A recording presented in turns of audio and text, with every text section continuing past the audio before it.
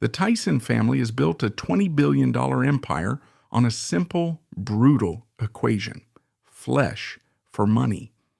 From the backwoods of Arkansas, 4 generations of men, John H., Don, John, and John R., have turned the act of slaughter into a global currency, processing 1 out of every 5 pounds of meat in America. But this fortune carries a heavy, toxic price. The family history is not a corporate timeline, but a dossier of violent abruptions and accelerating moral decay. The curse began with the founder, John H. Tyson, who was obliterated by a speeding train in 1967, his body crushed alongside his ambition.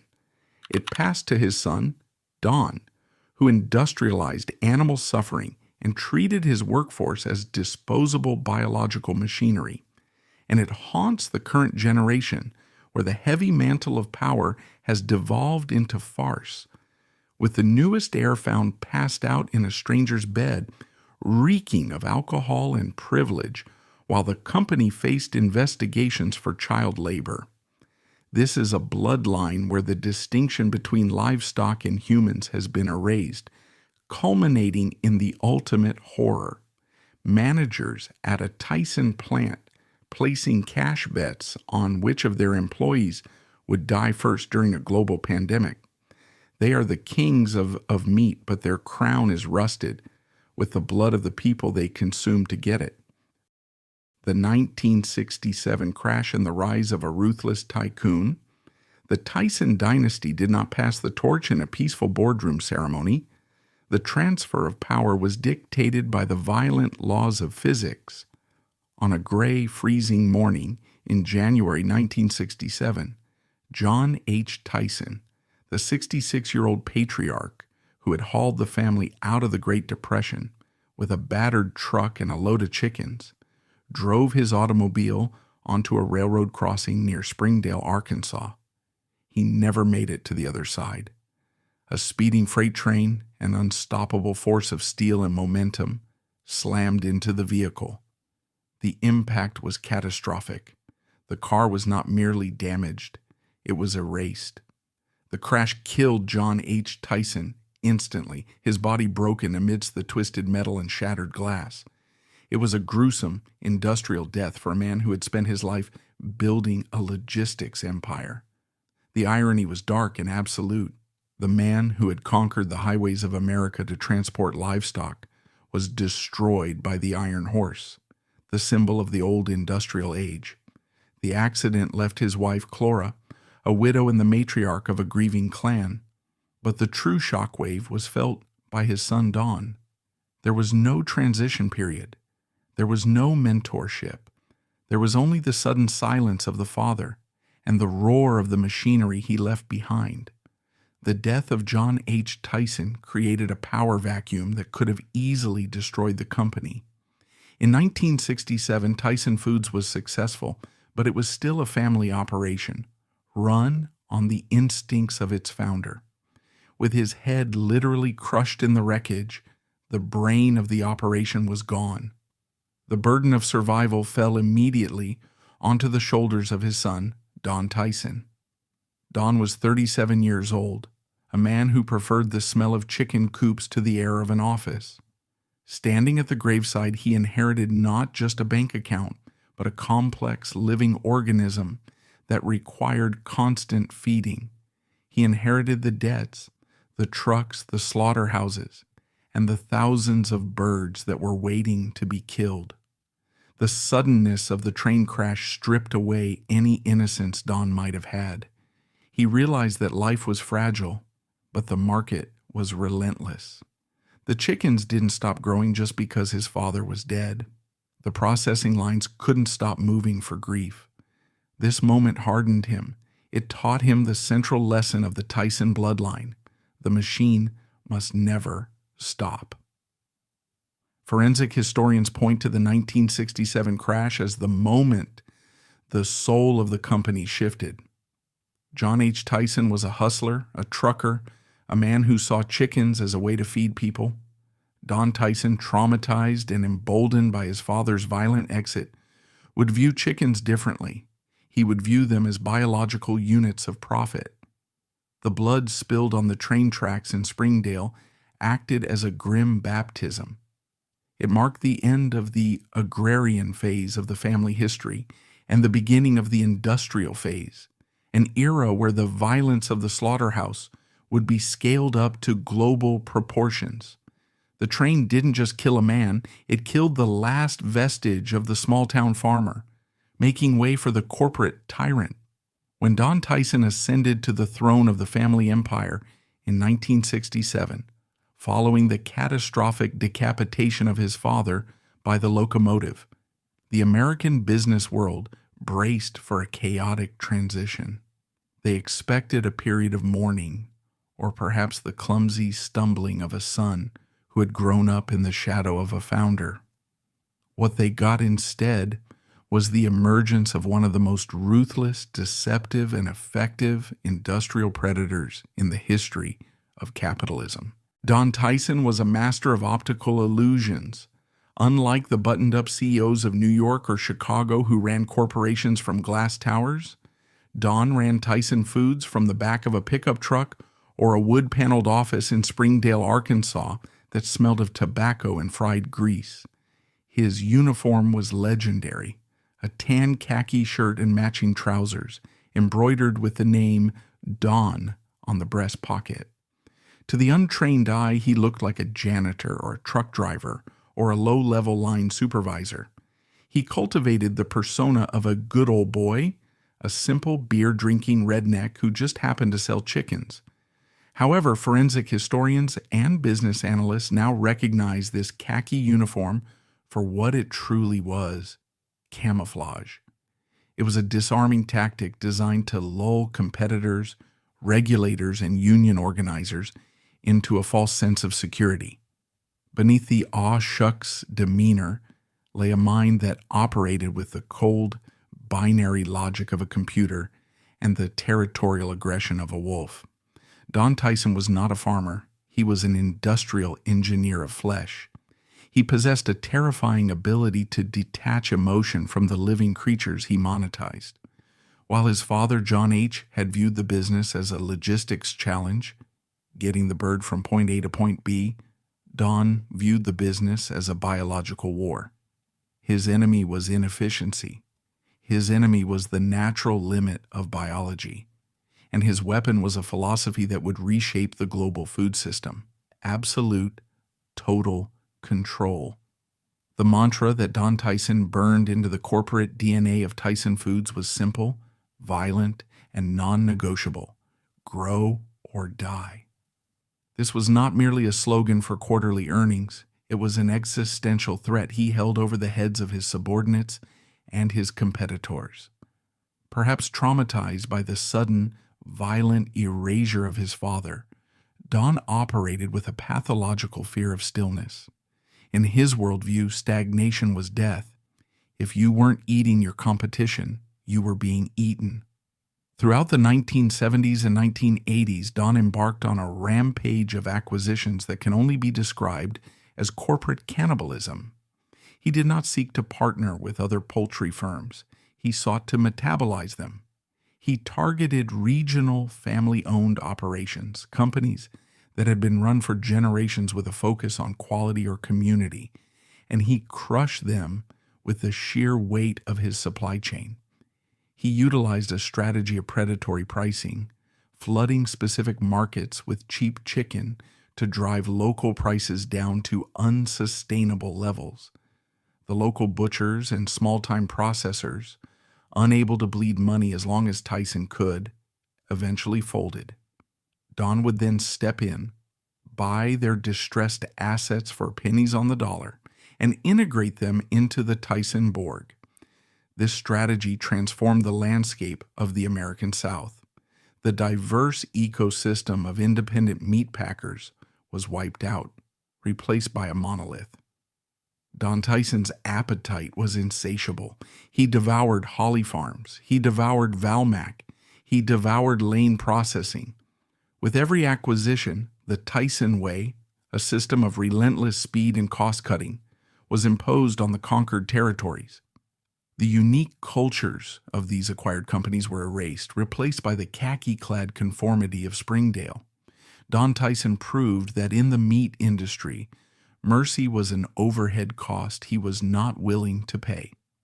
Don Tyson's most lasting and devastating innovation was the perfection of vertical integration. In business school textbooks, this is described as owning every step of the supply chain. In the reality of the Arkansas countryside, it was the reintroduction of feudalism. Before Don's reign, many farmers were independent entrepreneurs. They bought their own chicks, bought their own feed, raised the birds, and sold them to the highest bidder at the market. Don Tyson destroyed this model. He realized that if he controlled the inputs, he owned the farmer. Under the Tyson system, the corporation owned the hatchery, the feed mill, the trucking line, and the processing plant. They even retained ownership of the birds themselves while they were on the farm. The farmer was reduced to a contract grower. They owned the land and the barns, meaning they carried all the debt and the mortgage risk, but they had zero control over their product. Tyson would drop off the chicks, often genetically weakened, and the feed formulated for speed, not health.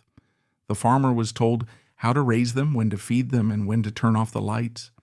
If a farmer complained about the quality of the feed or the fairness of the pay, Tyson could simply threaten to cut them off. In a rural economy where Tyson was the only buyer in town, being cut off meant bankruptcy. This system turned proud, independent landowners into serfs on their own soil.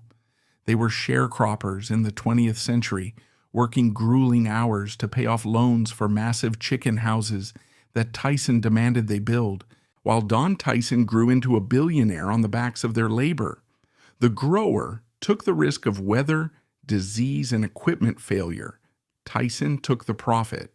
It was a master class in risk transfer, ensuring that the blood and the bankruptcy stayed on the farm while the gold flowed to the boardroom. To feed his grow or die machine, nature itself had to be broken. The chicken of the 1950s was a scrawny, active bird that took months to reach market weight. It ran around, it foraged, it had a skeletal structure designed to support its mass. To Don Tyson, this bird was a defective product. It was too slow. It wasted energy on walking and living.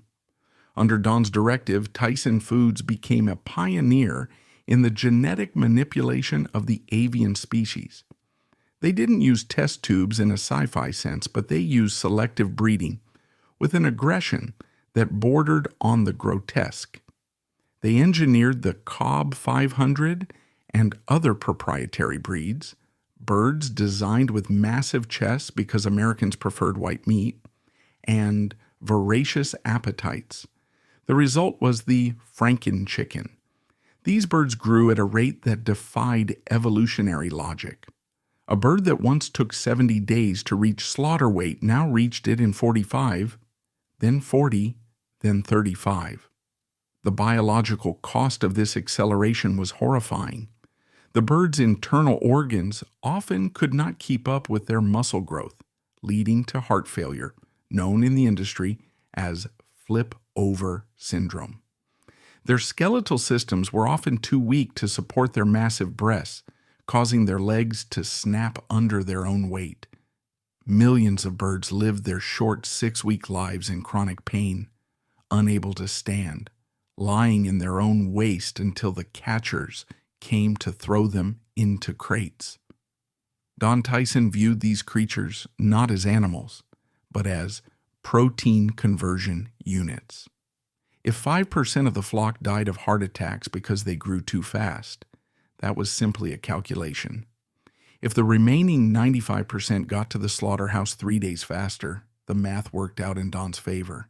He had successfully industrialized the heartbeat. The final component of Don Tyson's machine was the processing plant itself. Before the Tyson Revolution, butchery was a skilled trade. A butcher knew anatomy, knew how to deconstruct a carcass with a sharp knife and minimal waste. Don Tyson realized that skilled labor was expensive and slow. He needed to de-skill the killing. He transformed the slaughterhouse into a disassembly line. The plants became vast refrigerated cathedrals of gore where chickens were hung upside down on shackles, stunned by electrified water baths, and dragged across automated throat-cutting blades. But the machines couldn't do everything. For the evisceration and deboning, he needed human hands. Don staffed his plants with the most vulnerable populations he could find, poor rural whites and later waves of immigrants and refugees. He treated them as biological extensions of the machinery. The line speed, the speed at which the shackles moved, was the god of the plant. Supervisors were incentivized to keep the line moving at all costs. Workers were forced to make the same cutting motion 10,000, 20,000 times a shift. Their wrists swelled, their tendons snapped, and their shoulders froze. Inside a Tyson plant under Don's reign, the floor was slick with fat and blood. The air was thick with the smell of chlorine, used to wash the carcasses, and awful. Workers were often denied bathroom breaks, forced to urinate on themselves to avoid stopping the line. To Don Tyson, a worker who needed to pee was no different than a chicken that walked too slow, an inefficiency to be eliminated. He built a system where the suffering of the animal and the suffering of the human mirrored each other perfectly.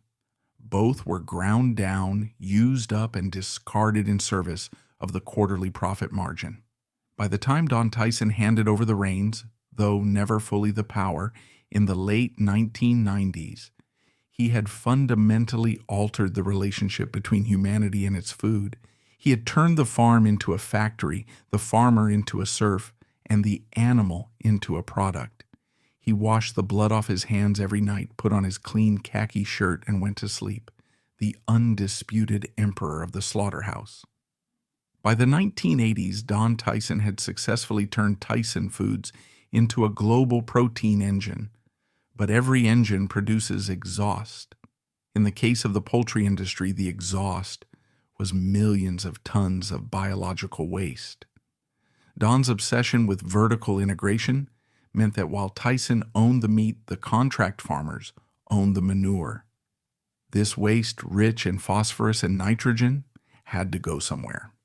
For decades, the Tyson machine treated the stunning landscape of the Ozarks not as a sanctuary, but as a sewer.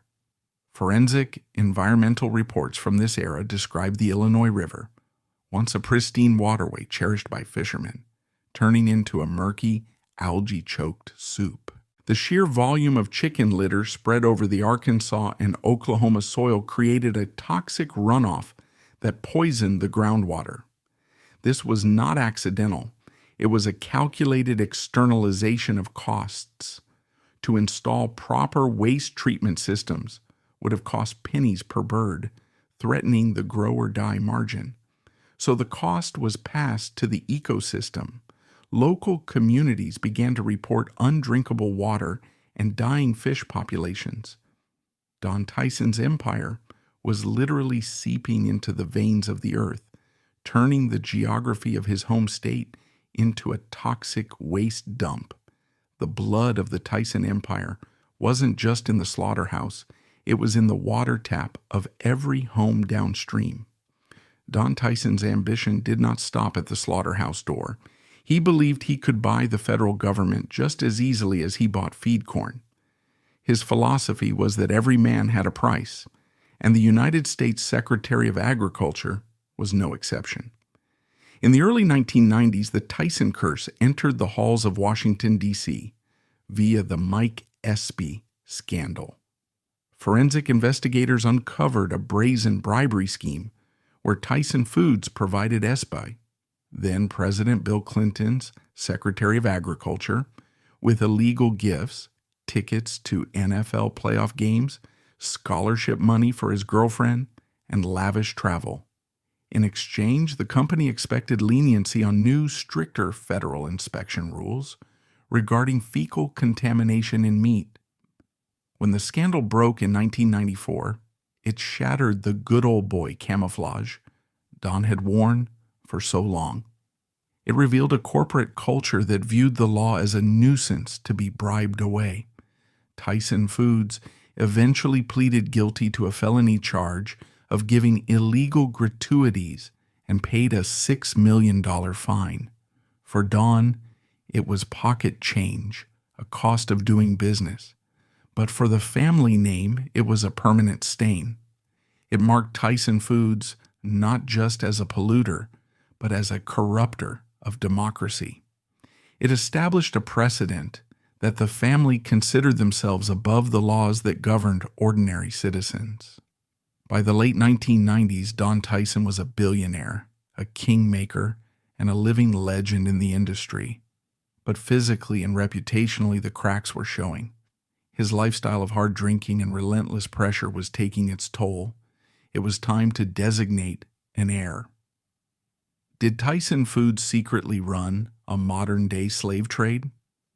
The ascent of John Tyson to the throne of the family empire in the late 1990s was not a standard corporate succession, it was a resurrection. Born in 1953, John was the crown prince of a kingdom built on blood, but for the first half of his life he looked less like a king and more like a casualty.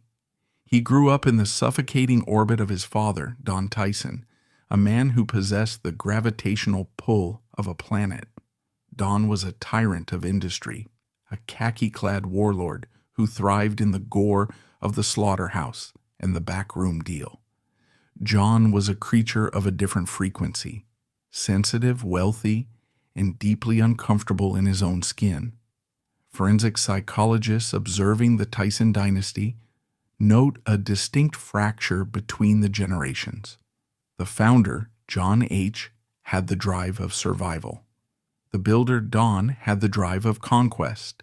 The heir, John, inherited only the burden. From a young age, John lacked the visceral killer instinct required for the kill floor. He was an artist trapped in a butcher's lineage. This dissonance created a vacuum in his soul, a hollow space that could not be filled with money, only with chemicals. While Don Tyson was busy conquering the American food system with his grow or die philosophy, John Tyson was waging a private war against his own DNA. Throughout the 1970s and 1980s, John became known in Arkansas high society not for his business acumen, but for his legendary capacity for self-destruction. He was the party boy of Springdale, but this was not the hedonism of a happy playboy. It was the frantic self-medication of a man in pain.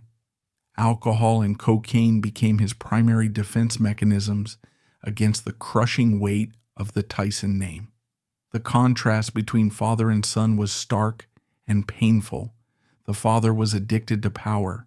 The son was addicted to oblivion. While Don was bribing federal officials and swallowing competitors, John was drifting in and out of a haze, a billionaire who was spiritually bankrupt.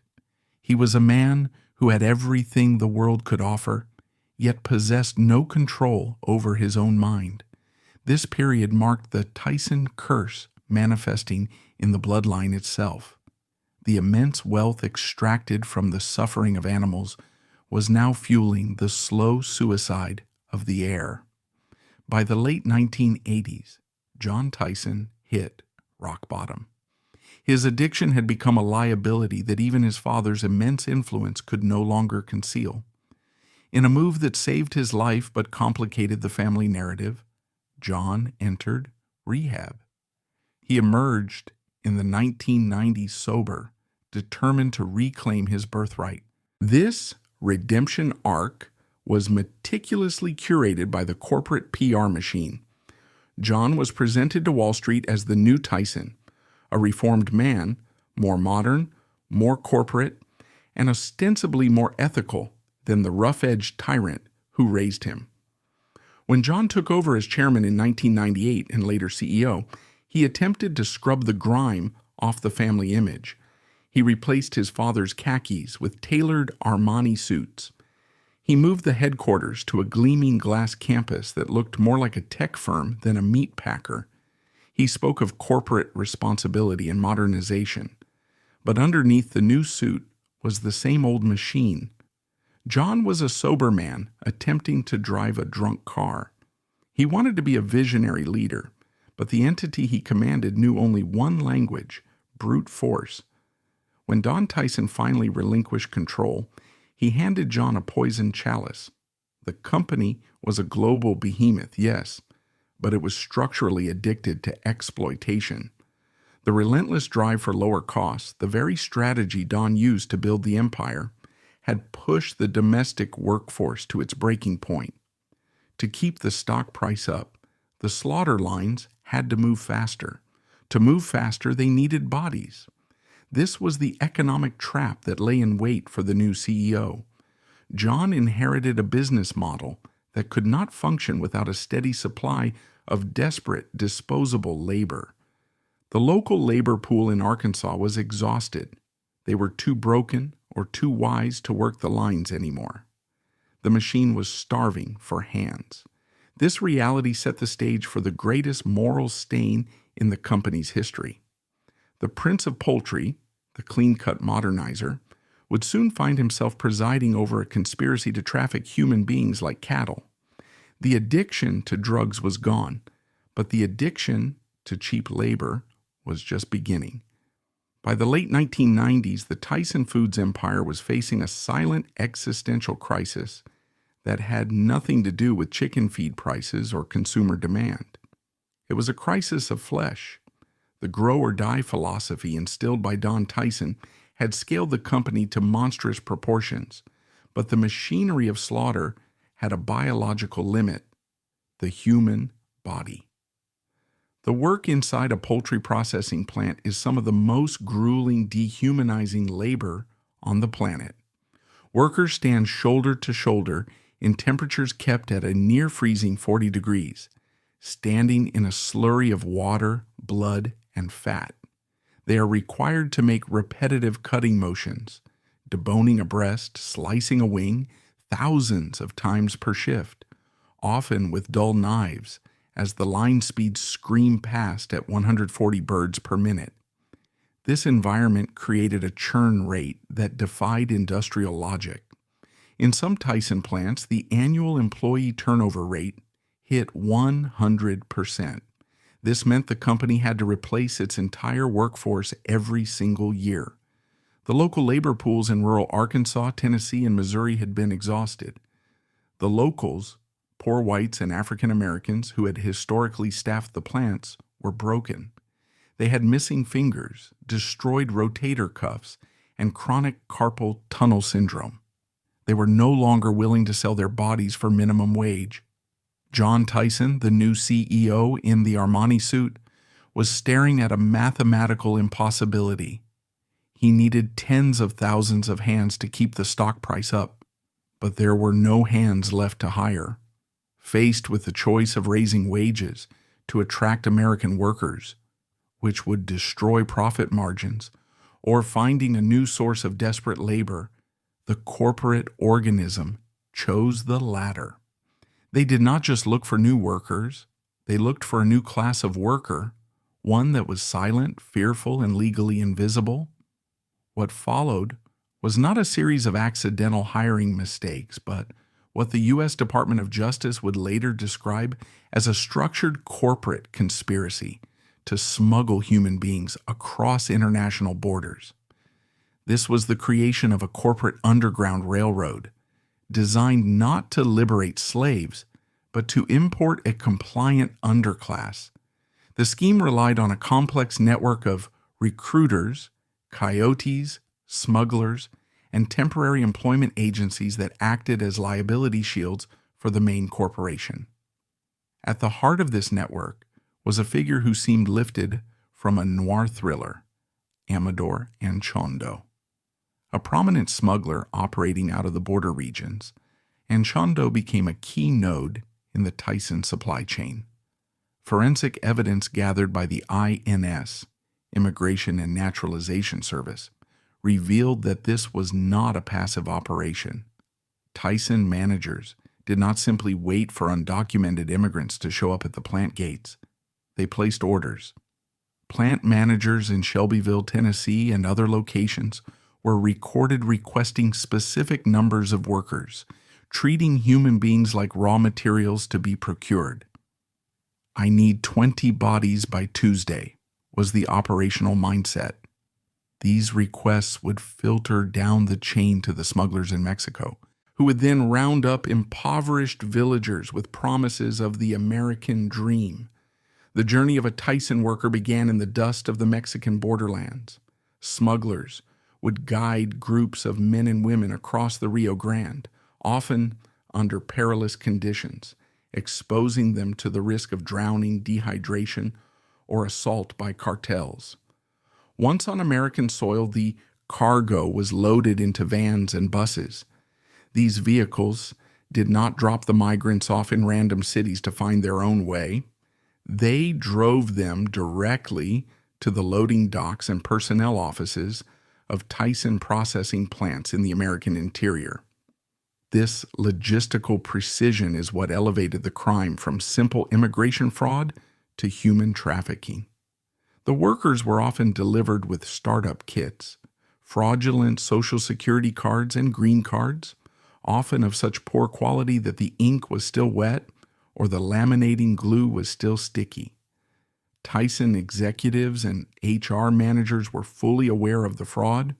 In recorded conversations, they openly joked about the fake documents. One manager was recorded telling an undercover agent that he didn't care if the workers brought in a Social Security card written on a napkin, as long as they could hold a knife. The brutality of this system lay in the financial shackles it placed on the workers. The migrants did not arrive as free agents. They arrived in debt. The smugglers charged thousands of dollars for the crossing, a fee that the impoverished workers could not pay up front. In many instances, the arrangement mirrored 19th century indentured servitude. The workers would labor at the Tyson plant, and a portion of their meager wages would be siphoned off to pay the smugglers. Tyson Foods facilitated this ecosystem. By partnering with specific temp agencies that were run by the smugglers themselves, the company allowed the predators to garnish the wages of the prey. The workers were trapped. They lived in dilapidated housing, often secured by the smugglers or company intermediaries, rode in vans organized by the network, and worked in the plant. They were entirely dependent on the Tyson ecosystem for their food, shelter, and safety. If they tried to leave, they still owed the debt. If they complained, they were threatened. For the Tyson leadership, the undocumented worker was the perfect victim. The genius of the scheme was not just cheap labor, it was compliant labor. An American citizen or a legal resident has rights. They can vote to unionize. They can file complaints with OSHA, Occupational Safety and Health Administration, if a machine cuts off a finger. They can sue for sexual harassment. They can demand overtime pay. The undocumented worker, however, lived in a state of perpetual terror. Tyson managers weaponized the threat of deportation, known as La Migra, to enforce brutal production quotas. If a line supervisor wanted to speed up the disassembly line to dangerous levels, he didn't need to offer a bonus. He simply had to remind the workers that immigration was only a phone call away. This dynamic silenced the kill floor. When workers suffered debilitating injuries, amputations, chemical burns, chronic pain, they rarely reported them. They stitched themselves up, swallowed painkillers, and went back to the line, terrified that a trip to the hospital would lead to a trip back across the border. Tyson Foods had effectively successfully outsourced its safety costs to the bodies of the workers. They were extracting value from the physical destruction of human beings who had no legal recourse. The modern Tyson Foods that John Tyson was building was essentially a plantation system hidden behind a corporate logo. The impunity ended with an undercover federal investigation codenamed Operation Tipped Chicken. For 2 years, federal agents infiltrated the smuggling network. They posed as coyotes and recruiters, wearing wires into meetings with Tyson plant managers and HR executives. The recordings they captured were damning. They caught Tyson managers explicitly discussing the illegality of the hiring practices. They captured the voices of men who viewed the workers not as humans, but as fresh bodies to replace the ones they had broken. They documented the exchange of cash for smuggled workers. In December 2001, the Department of Justice unsealed a 36-count indictment against Tyson Foods and several of its top executives. The charges were severe: conspiracy to smuggle illegal aliens for commercial advantage and private financial gain. It was the first time in U.S. history that the federal government had targeted a Fortune 500 company with RICO-style tactics for immigration violations. The indictment shattered the curated image of John Tyson, the man who had spent millions on PR to distance himself from his father's khaki-clad tyrant persona, was now the face of a company accused of running a slave trade.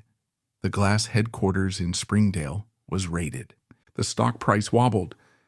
The public finally saw the true cost of their cheap chicken nuggets, a supply chain that relied on the systematic exploitation of the world's most vulnerable people.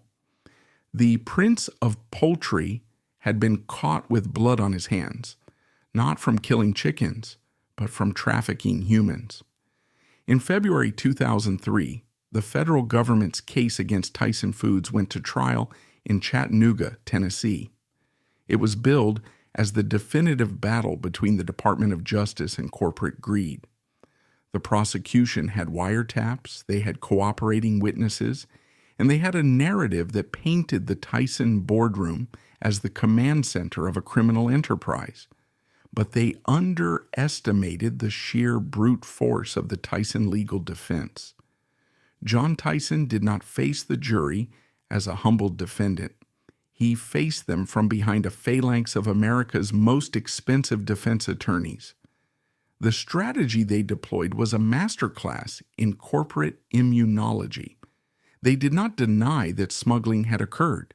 They did not deny that managers had hired undocumented workers.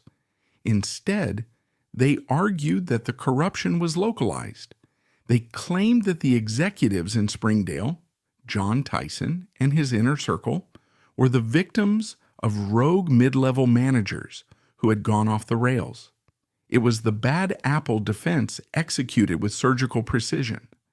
The attorneys painted the plant managers, the men who had actually been recorded ordering fresh bodies, as deviants who had violated the company's strict hiring policies.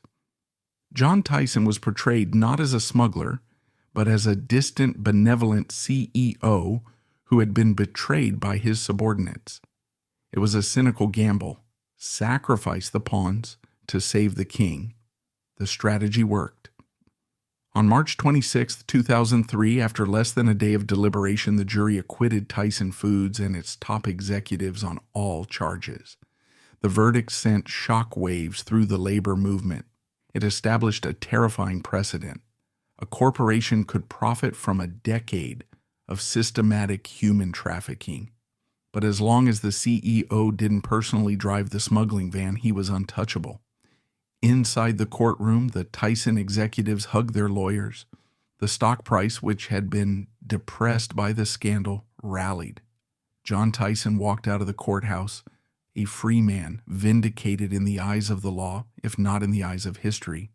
The system had worked exactly as it was designed to for the billionaire class. The legal firewall held. The blood and the dirt stayed at the bottom of the pyramid. The profit rose to the top, clean and laundered. While champagne corks popped in Springdale, a very different reality unfolded for the human beings at the center of the conspiracy. The undocumented workers who had been recruited, smuggled, and exploited by the Tyson machine were not given acquittals. They were given deportation orders. In the wake of the investigation, thousands of workers were rounded up. Families that had settled in rural towns, enrolling their children in schools and trying to build lives in the shadow of the slaughterhouse, were torn apart. Fathers were sent back to Mexico. Mothers were detained. They were the disposable people. Tyson Foods had used their bodies to process millions of pounds of meat, extracted the prime years of their physical strength, and then when the legal heat got too high, discarded them like spent casings. There were no settlements for the workers who had lost fingers on the line. There were no apologies for the women who had been harassed by managers threatening deportation. They simply vanished from the American landscape, erased from the narrative. The smugglers, the coyotes, went to prison. The managers were fired. The workers were exiled. But the Tyson family kept the money. In the years following the acquittal, John Tyson embarked on a bizarre and aggressive campaign to rebrand the company's soul. Perhaps haunted by the scandal, or perhaps simply realizing that human trafficking was bad for the brand, he pivoted to religion. He instituted a core values program, hiring a fleet of corporate chaplains to roam the slaughterhouse floors, offering spiritual comfort to the workers. It was a surreal juxtaposition. Men and women standing in blood, carving carcasses at breakneck speeds, being ministered to by pastors on the company payroll. Critics called it industrial washing, using the veneer of faith to cover the stench of exploitation. John Tyson talked about honoring God in the boardroom, yet the line speeds didn't slow down. The pay didn't go up. The relentless demand for flesh continued. The Prince of Poultry had survived the greatest threat to his reign. He had beaten the federal government, but the victory was hollow. The 2003 trial proved that Tyson Foods was an entity that existed beyond morality, a machine that could consume human dignity and spit out profit without consequence. The curse had not been broken, it had simply been legalized. And as the new millennium marched on, the stage was set for the final, most grotesque chapter of the dynasty: a global pandemic, a betting pool on human life, and the ultimate collapse of the Tyson moral compass. Managers betting cash on worker deaths. On Sunday, April 26, 2020, as the United States lay paralyzed in the grip of the first terrifying wave of COVID-19, readers of the New York Times, the Washington Post, and the Arkansas Democrat-Gazette opened their newspapers to find a stark, ominous message. It was a full-page advertisement, framed in black, written by John Tyson, the chairman of Tyson Foods. The headline screamed in bold capital letters, "The food supply chain is breaking." To the uninitiated public, terrifyingly locked in their homes and wiping down groceries with bleach, this read like a desperate warning from a concerned industrialist. John Tyson warned that millions of pounds of meat will disappear from the supply chain. He painted a picture of empty grocery store shelves, of a nation starving, of farmers being forced to euthanize their livestock because processing plants were being forced to close by local health departments. However, forensic historians and labor activists saw the letter for what it truly was: a ransom note. It was a masterclass in disaster capitalism. John Tyson was not asking for help to make his plants safer. He was threatening the American public. The subtext was brutal and clear. Let us operate without restrictions. Let us ignore the health ordinances. Let us sacrifice our workers, or we will starve you. This advertisement was the opening salvo of a coordinated political pressure campaign. Within days of its publication, President Donald Trump signed an executive order invoking the Defense Production Act, classifying meatpacking plants as critical infrastructure. This legal maneuver effectively stripped local health departments of their power to close infected plants. It gave Tyson Foods a liability shield, a license to kill. By framing pork chops and chicken nuggets as matters of national security, John Tyson had successfully argued that the profits of his family dynasty were more important than the lungs of his workforce. The plants would stay open, the line would keep moving, and the virus would be welcomed inside. The irony is sickening. Every design choice meant to keep the meat fresh. The freezing air, the tight spaces, the sealed walls turned the factory into a paradise for the virus. Tyson had built a fortress to keep bacteria out, but in doing so, they built the perfect home for COVID to settle in. First, there is the temperature. To preserve the meat and prevent bacterial growth, salmonella, and E. coli, the processing floors are kept at a near freezing temperature, usually around 40 degrees Fahrenheit, 4 degrees Celsius. Research has shown that the SARS-CoV-2 virus thrives in cold, dry air, surviving longer on surfaces and remaining suspended in aerosols for extended periods. The very environment designed to kill bacteria was a paradise for the virus. Second, there is the noise, the industrial cacophony of a Tyson plant, the roar of the conveyor belts, the hiss of pneumatic cutters, the clatter of shackles is deafening, often exceeding 90 decibels. Workers cannot communicate at a conversational volume. To speak to the person next to them, they must shout. This necessity created a catastrophic biological mechanic. Every time a worker shouted to warn a colleague or ask a supervisor a question, they were expelling a high-velocity plume of viral droplets deep into the stagnant cold air. Third, and most fatally, there is the proximity. The grow-or-die philosophy of Don Tyson had maximized efficiency by packing workers shoulder to shoulder. On the deboning lines, workers stood mere inches apart, their elbows touching, breathing the same recycled air for 8, 10, or 12 hours a shift. Social distancing was a mathematical impossibility without slowing down the line speed, something Tyson executives refused to do. The result was a biological reactor. Once the virus entered a Tyson plant, it did not just spread, it exploded. It moved through the lines faster than the carcasses. It jumped from the debone line to the evisceration line, carried on the breath of men and women who were working so hard they were hyperventilating. The plant became a sealed box of infection, and the workers were trapped inside. As the virus began to tear through the workforce in April and May of 2020, fear gripped the Tyson plants. Workers in Waterloo, Iowa, Logansport, Indiana, and Wilkesboro, North Carolina, began to call in sick. They saw their colleagues coughing on the line. They saw ambulances idling in the parking lots. The instinct for self-preservation kicked in. Absenteeism spiked. Tyson Foods faced a crisis. They had the executive order to keep the doors open, but they couldn't force people to walk through them. Or could they?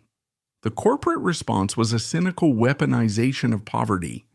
Instead of offering paid sick leave to encourage infected workers to stay home, Tyson announced a policy that incentivized sickness.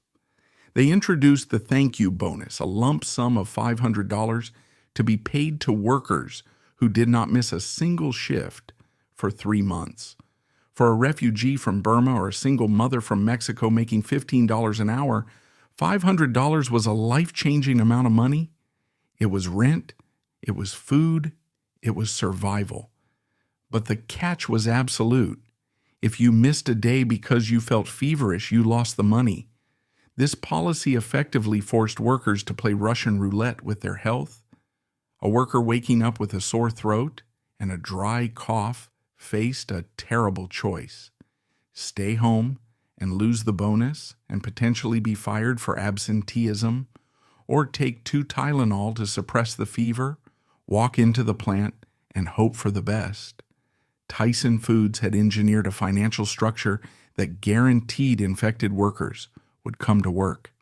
They turned the desperation of their workforce into a biological weapon against the workforce itself. The thank you bonus was not a reward, it was a bribe to walk into a burning building. The tragedy of the Tyson COVID-19 outbreak cannot be separated from the specific demographics of the people who died. By 2020, the Tyson workforce was a United Nations of the dispossessed. In the Waterloo, Iowa plant alone, there were over 25 languages spoken. These were Bosnians who had fled genocide, Burmese refugees escaping ethnic cleansing, Congolese immigrants, and Mexicans seeking a better life. These populations were uniquely vulnerable.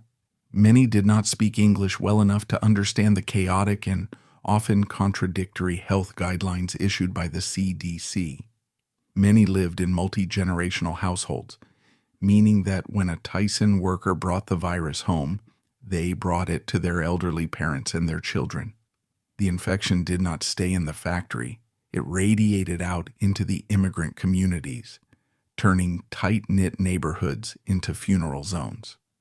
Tyson management exploited this vulnerability. In many plants, safety signage was initially posted only in English. Translators were scarce. When managers held meetings to reassure workers that they were safe while standing without masks themselves, many workers simply nodded, not understanding the words, but understanding the tone. Get back to work or get out. The term essential worker was bandied about by John Tyson and the corporate PR machine as a badge of honor. They ran commercials praising the heroes feeding America. But inside the plants, the workers knew the truth. They were not essential. They were sacrificial. They were the fuel that kept the Tyson stock price from collapsing. The dynasty that had built its fortune on the backs of the desperate was now preparing to pile their bodies to build a firewall against economic loss. Where was the government? Where was OSHA? Where were the unions? In the spring of 2020, the regulatory state effectively collapsed under the weight of corporate lobbying. OSHA, the agency tasked with protecting worker safety, went silent. Under the Trump administration and heavily influenced by the meat lobby, OSHA issued guidance rather than rules. They recommended masks if feasible. They suggested dividers if possible. This lack of enforcement gave Tyson Foods a green light to prioritize production over protection. In the early weeks of the pandemic, workers reported being told they were not allowed to wear their own masks because it scared the other workers or violated uniform policy. At the Waterloo plant, while managers in the corporate offices were already working remotely or wearing N95 respirators, the workers on the line were wearing nothing but their hairnets. The disparity was futile. The lords in the castle, the corporate headquarters in Springdale, were safe, conducting meetings on Zoom. The serfs in the field, the slaughterhouses, were dying. The failure was total. The legal system, the political system, and the corporate system had aligned to create a perfect storm of negligence. And in the center of that storm stood the Waterloo pork plant, a facility that was about to become the scene of one of the most grotesque acts of managerial malice in American history. The Tyson Foods pork processing plant in Waterloo, Iowa, is a leviathan of concrete and steel. Sprawling across acres of the American heartland, it consumes 19,500 hogs every single day. Inside its walls, nearly 3,000 workers toil in a labyrinth of steam, dismantling livestock with a speed that blurs the human eye. In April 2020, this facility ceased to be a place of business and transformed into a biological weapon. While the rest of the United States locked its doors and wiped groceries with bleach, the Waterloo plant accelerated. The grow-or-die philosophy of the Tyson Dynasty collided head-on with a pandemic that thrived on density. The result was a catastrophic implosion of public health.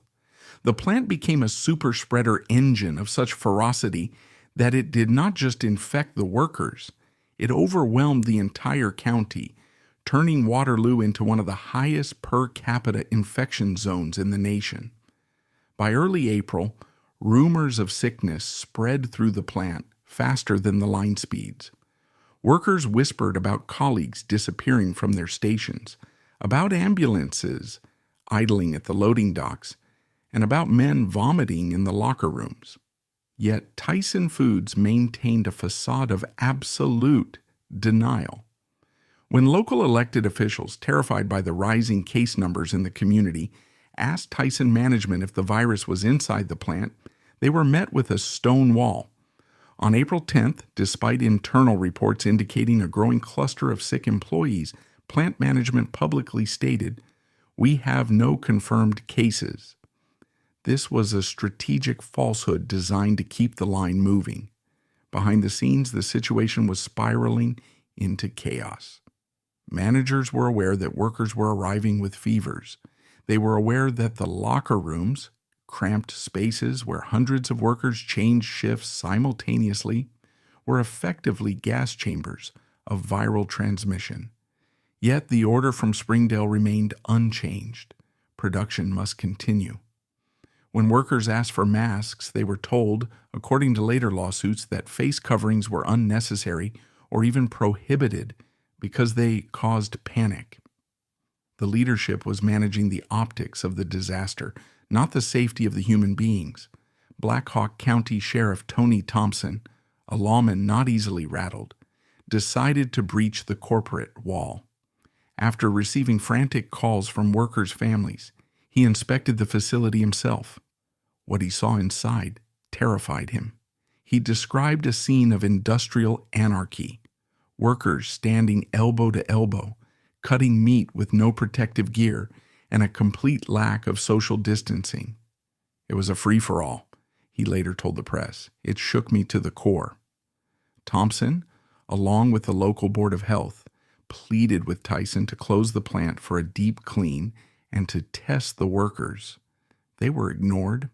When they threatened to use their legal authority to force a shutdown, Tyson Foods played its trump card, the federal government. Lawyers for the company argued that under President Trump's executive order, local authorities had no jurisdiction to close a critical infrastructure facility.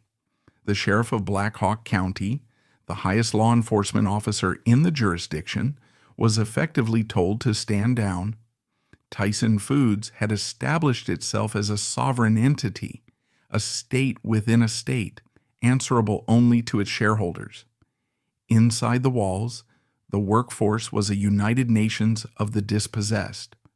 The plant was staffed largely by refugees, Bosnians, Burmese, Congolese, and Marshallese, who relied on a small cadre of interpreters to communicate with management.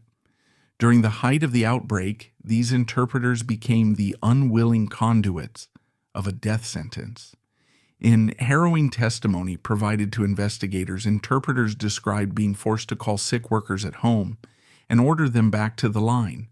They were the ones who had to translate the threats. If you don't come in, you lose your bonus. If you don't come in, you lose your job. They listened to the coughing on the other end of the phone. They heard the pleas of wives and children begging for their fathers to stay home. Yet under pressure from Tyson management, they delivered the message. One interpreter broke down, describing the guilt of sending people into a building they knew was infected. "I felt like I was sending them to the slaughter," they said. Management exploited the language barrier to control the narrative, knowing that a Burmese refugee was less likely to know their rights or call a lawyer. By late April, the biological reality could no longer be suppressed by press releases. The virus tore through the Waterloo plant with the ferocity of a fire in a hayloft. Within weeks, over 1,000 workers, more than a third of the entire workforce, tested positive for COVID-19. Then, the dying started. Sadika Buljic, 58, a Bosnian refugee who had survived the genocide in her homeland only to die in an Iowa hospital, her lungs destroyed by the virus she caught processing pork. Reber Ba, 69, A Marshallese immigrant who worked the line to support his family, dead. Jose Ayala, 44, a team leader who had given years of his life to the company, dead. These were not just statistics. They were the human fuel of the Tyson machine. As the death toll mounted, a macabre scene unfolded inside the plant. Workers who were still standing were forced to work double shifts to cover for the dead and dying. The line speeds did not slow down. If anything, the pressure increased. The air inside the plant was thick with the smell of chlorine and fear. Workers reported crying behind their makeshift masks, praying as they worked, waiting for the tickle in their throat that signaled their turn had come. While the carnage unfolded on the production floor, a very different reality existed in the administrative wing. The plant manager, Tom Hart, and his senior staff had largely retreated from the plant floor. According to lawsuits later filed by the families of the deceased, the managers began to avoid the infected zones. They held their meetings in spacious conference rooms or conducted business from the safety of their offices. But they did not just hide. They watched.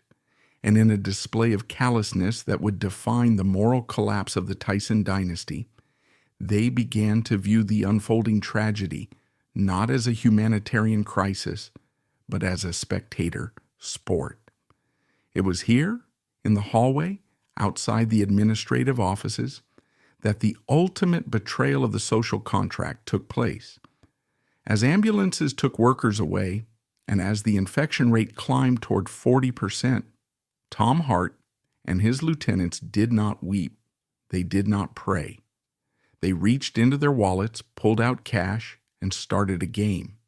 The full horror of what transpired inside the Waterloo administrative wing might have remained a rumor, whispered among grieving families, had it not been for the death of Isidro Fernandez. Fernandez was a laundry worker at the plant, a man who spent his days handling the blood-soaked smocks and aprons of the slaughter line. He contracted COVID-19 in the chaotic early days of the outbreak and died on April 26, 2020. His death was a tragedy, but his family's grief turned to cold fury when they learned why the plant had remained open. In November 2020, the Fernandez family filed a wrongful death lawsuit against Tyson Foods. Embedded within the legal filings was an allegation so grotesque that it initially seemed like the invention of a conspiracy theorist. The lawsuit claimed that while Isidro Fernandez was fighting for every breath on a ventilator, the men responsible for his safety were gambling on his survival. The allegation was specific and damning. Tom Hart, the plant manager of the Waterloo facility, had organized a cash buy-in betting pool among supervisors and managers. The wager? To guess how many of the plant's employees would test positive for COVID-19. Forensic depositions and internal investigations later corroborated the core of the accusation. This was not a metaphorical bet. It was a literal exchange of currency. According to the legal complaints, managers put money into a pot, a winner-take-all fund, based on their predictions of the infection rate. The psychology of this act represents the absolute nadir of the Tyson curse. It was the ultimate manifestation of the dehumanization that had begun with Don Tyson's protein conversion units. To the men running the Waterloo plant, the workers were no longer human beings with families, dreams, and lungs. They were statistical data points in a game of chance. The managers had detached themselves so completely from the suffering on the floor that the death of a worker became a scoring opportunity. The setting of the bet adds a layer of banality to the evil.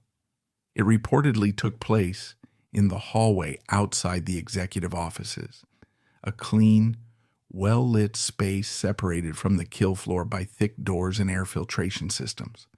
While ambulances screamed into the parking lot to collect the dying, the men in charge stood in a circle, wallets open, laughing as they placed their bets on the body count. It was a scene reminiscent of a dystopian novel, a casino built on top of a morgue. The betting pool was not an isolated incident of madness. It was the logical conclusion of a corporate culture that viewed labor as a disposable input. The lawsuit alleged that Tom Hart, the ringleader of the bet, explicitly referred to the workforce as expendable assets. This language mirrors the terminology used for livestock. In the Tyson worldview, a chicken is an asset to be processed. If it dies before slaughter, it is a loss to be written off. The managers at Waterloo simply applied the same accounting principles to the refugees and immigrants staffing the line. This mindset was reinforced by the top-down pressure from John Tyson and the Springdale headquarters. The managers knew that their bonuses, their promotions, and their job security depended on one metric: pounds of meat produced per day. The health of the workers was not a KPI, key performance indicator. By turning the infection rate into a game, the managers were psychologically inoculating themselves against guilt. They were turning a humanitarian disaster into a spectator sport, distancing themselves from the reality that their decisions were killing the people they were betting on. When the news of the betting pool broke in the national press, the reaction was seismic. It cut through the political noise of the pandemic. Even staunch defenders of corporate liability shields were silenced. There is no political defense for gambling on the deaths of subordinates. Tyson Foods went into full crisis management mode. The company, which had previously defended its safety protocols as world-class, was forced to confront the indefensible. They suspended the managers involved, including Tom Hart, and launched an independent investigation led by former U.S. Attorney General Eric Holder. However, the corporate response followed the familiar script of the 2003 human trafficking trial, the bad apple defense. John Tyson and the executive board framed the betting pool as the rogue action of a few morally bankrupt individuals in Iowa. Completely disconnected from the core values of the company, they fired 7 managers, they issued apologies, they claimed to be upset and shocked. But forensic historians argue that the betting pool was not an anomaly. It was the symptom of the disease. You do not get managers who bet on worker deaths in a vacuum. You get them in a company that smuggles humans, 2001, bribes officials, 1994, and prioritizes grow or die above all else. The betting pool was the flower that bloomed from the soil Don Tyson had tilled 50 years earlier. The managers were fired, but they faced no criminal charges for the bet itself. Gambling on death is morally repugnant, but in the specific context of Iowa law, it was difficult to prosecute as a homicide. The pot of money disappeared. The laughter in the hallway faded. But for the families of the dead, the Fernandez family, the Buljic family, the Ayala family, the betting pool remains the defining image of their loss. They know that while they were praying for a miracle in the ICU, the men who signed the paychecks were hoping to hit the overseas under. The betting pool revealed the true face of the Tyson Dynasty in 2020, a face that looked at human suffering and saw only a set of odds. But the moral rot did not stop at the betting pool. While the company was trying to bury the scandal in Waterloo, a far darker secret was festering inside the slaughterhouses across the country. In late 2022 and early 2023, the U.S. Department of Labor launched an investigation that seemed to belong to the Victorian era of Charles Dickens, not the 21st century. Investigators discovered that largely migrant children, some as young as 13 and 14 years old, were working the graveyard shift inside Tyson Foods facilities. These were not teenagers flipping burgers or bagging groceries. They were cleaning the kill floor. The details contained in the federal complaint were horrifying. The children were tasked with scrubbing the most dangerous machinery in the plant, the head splitters, the neck breakers, and the massive razor-sharp bone saws. They worked with caustic chemicals strong enough to burn skin and blind eyes. They worked from 11 p.m. until 5 a.m., often falling asleep in their junior high school classrooms the next morning, their hands raw from chemical burns. The scandal centered on a company called Packers Sanitation Services Incorporated, PSSI, a massive contractor that Tyson Foods hired to clean its plants overnight. When the Department of Labor levied a $1.5 million fine against PSSI for employing over 100 children across 13 meatpacking plants, including Tyson's, the response from Tyson headquarters was immediate and predictable. It wasn't us. Tyson Foods issued statements claiming they had zero tolerance for child labor and that they were unaware of whom their contractors were hiring. They played the plausible deniability card. They argued that because the children's paychecks didn't say Tyson, the moral crime didn't belong to them. But forensic labor experts reject this defense. In a meatpacking plant, security is absolute. You need a badge to enter the gate. You need a badge to enter the floor. Managers are present around the clock. The idea that Tyson executives and plant supervisors did not notice 13-year-olds carrying buckets of acid on the night shift strains credibility. It suggests either gross incompetence or willful blindness. They didn't want to know. The children were cheap. The children were quiet. And just like the undocumented workers of 2001, the children were disposable. The investigation revealed specific cases that underscore the brutality of the Tyson curse. At a Tyson plant in Green Forest, Arkansas, a 14-year-old student was found cleaning the deboning machines. At another facility, a 13-year-old suffered chemical burns so severe they required medical treatment. These children were the newest fuel for the Tyson engine. The dynasty that had started by exploiting local farmers moved on to exploiting undocumented immigrants, and then moved on to gambling on the lives of refugees, had finally circled back to the most vulnerable population of all, children.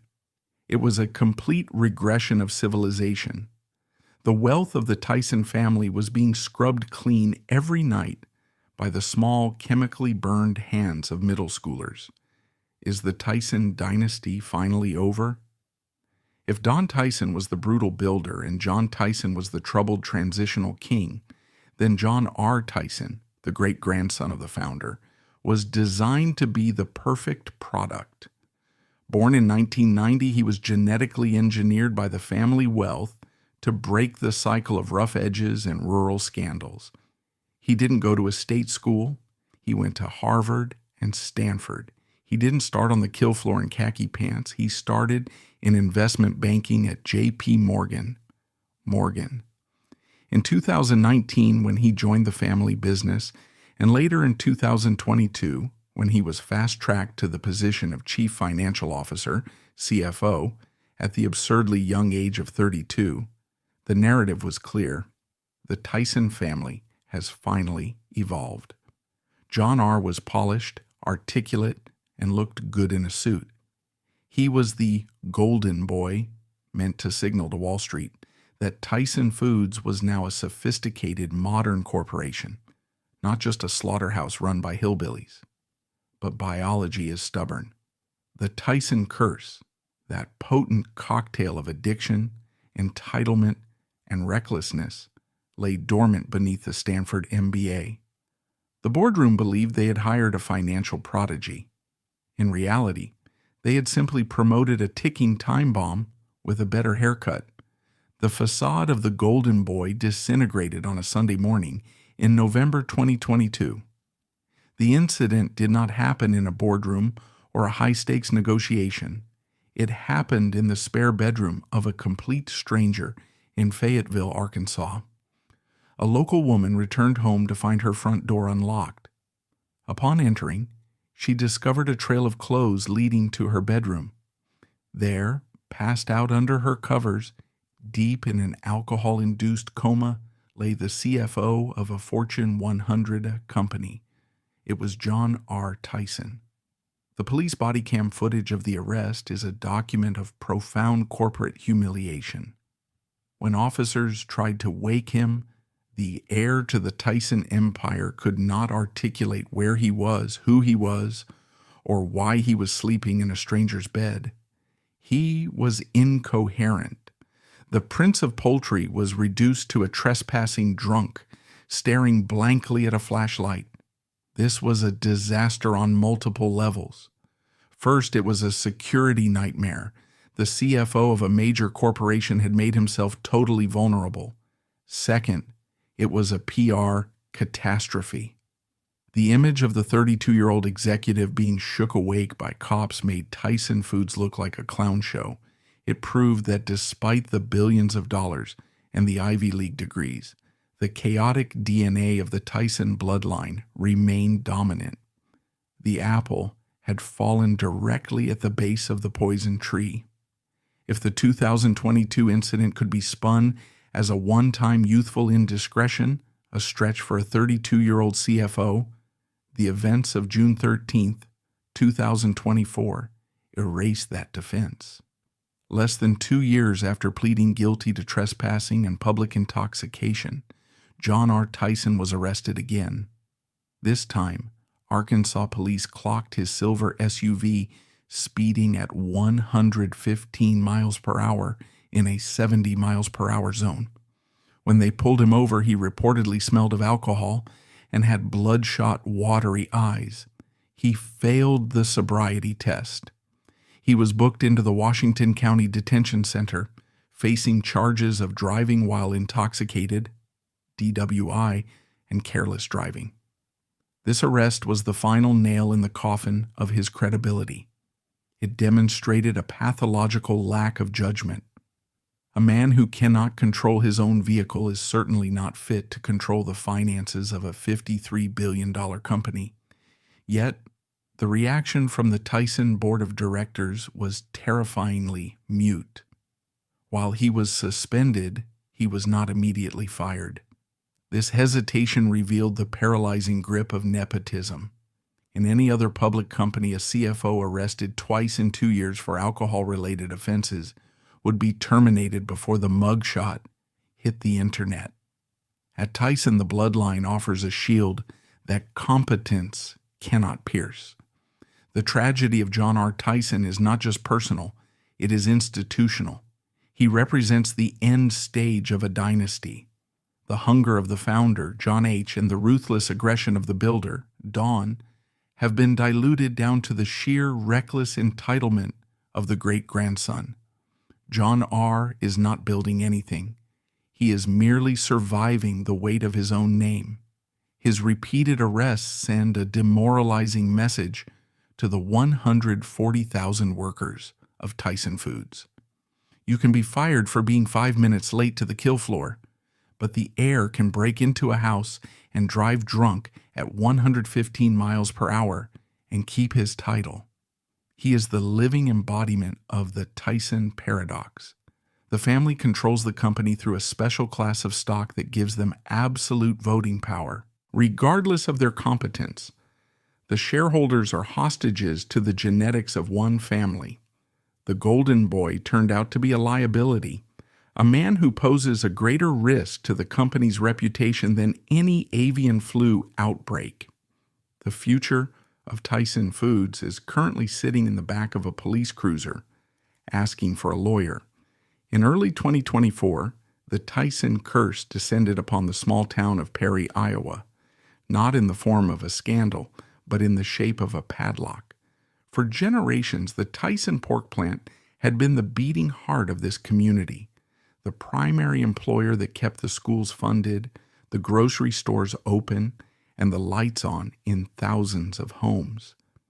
But then, the decision came down from the glass headquarters in Springdale. The plant was closing.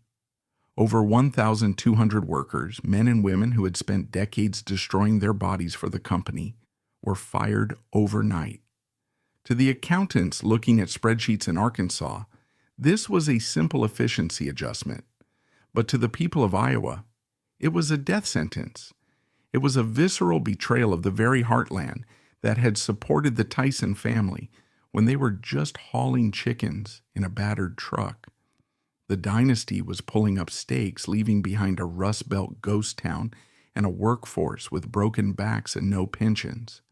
At the exact same moment that Tyson was firing 1,200 American workers in the Midwest, a radically different scene was unfolding in New York City. Tyson Foods representatives were spotted actively attending job fairs specifically designed to recruit asylum seekers and recent migrants to fill positions in their other facilities. The optical collision of these two events was catastrophic. In a viral moment that ignited the modern culture wars, news broke that Tyson was partnering with the Tent Partnership for Refugees, pledging to hire thousands of migrants. To a polarized American public, the narrative wrote itself. Tyson Foods is firing American citizens in Iowa to hire cheaper, non-unionized migrants in other states. Whether this was a direct replacement strategy or merely a coincidence of corporate logistics didn't matter. The perception was one of economic treason. Conservative media and labor groups alike painted Tyson Foods not as an American success story, but as a globalist entity that viewed American citizenship as an overhead cost to be eliminated. For the first time in its history, the Tyson Dynasty faced a threat that their money couldn't bribe, a genuine consumer revolt. The hashtag #boycott Tyson began to trend globally, transforming the brand into a political lightning rod. Families who had purchased Tyson chicken nuggets for decades suddenly refused to touch the products. Investment funds managed by conservative groups began to divest, and the stock price took a hit. Not because of earnings, but because of reputational toxicity. Eating Tyson chicken became a statement of political alignment, a sign that one supported open borders and corporate greed. The dynasty found itself in a position it had never experienced before. They were no longer the ones holding the knife. They were the ones on the chopping block. Forensic historians note a grim symmetry in this 2024 scandal, as it marks the completion of a cycle of exploitation started by Don Tyson 50 years ago. The demographic of the victim has changed, but the predation remains constant. In the 1970s, they exploited local independent farmers. In the 1990s, they exploited poor rural whites and African Americans. In the 2000s, they trafficked undocumented immigrants. And now, in the 2020s, they have pivoted to asylum seekers and refugees. The Tyson business model is fundamentally parasitic. It requires a host population that is desperate, voiceless, and cheap. The boycott of 2024 was the collective realization by the American public that the empire wasn't just feeding them, it was feeding on them. When we step back and examine the full forensic timeline of the Tyson dynasty, from the Great Depression to the present day, we do not see a story of American progress. We see a terrifying case study in moral devolution. The trajectory of the bloodline is a straight line down, a descent into madness that mirrors the degradation of the industry they built. It began with John H. Tyson, a hardscrabble trucker who was physically obliterated by the industrial age he tried to harness. It passed to Don Tyson, a ruthless tyrant in khaki pants who viewed living creatures as biological machines and turned cruelty into a patented business model. It fractured with John Tyson, a tortured heir who traded his father's brutality for a suit and a drug addiction, presiding over human trafficking rings and betting pools on human life. And finally, it has landed on John R. Tyson, a drunken princeling stumbling into strangers' beds, proof that the genetic vitality of the clan has completely exhausted itself. The legacy of Tyson Foods is not the chicken on the dinner plate. It is the carnage required to put it there. This is an empire that has consistently treated the world as a disposable resource. They poisoned the rivers of Arkansas with phosphorus until the water turned black. They broke the backs of independent farmers, turning landowners into serfs on their own soil. They trafficked human beings across borders like cattle, exploited the labor of children on the night shift, and gambled on the lungs of refugees during a plague. At every single crossroads, where the family had to choose between human dignity and profit margin, they chose the margin. Today, the Tyson family stands as one of the wealthiest clans in the history of the United States. They possess private jets, vast estates, and the ear of politicians. But they preside over a kingdom of ghosts. Their name is no longer synonymous with nourishment, but with a specific kind of industrial horror. They have won the game of capitalism, but in the process, they have butchered their own soul. The Tyson curse is not a supernatural hex cast by a witch. It is the inevitable rotting fruit of the seeds they planted. They built a cathedral of bones, and now they are trapped inside it, ruled by a clown prince, waiting for the walls to finally collapse under the weight of a century of sin.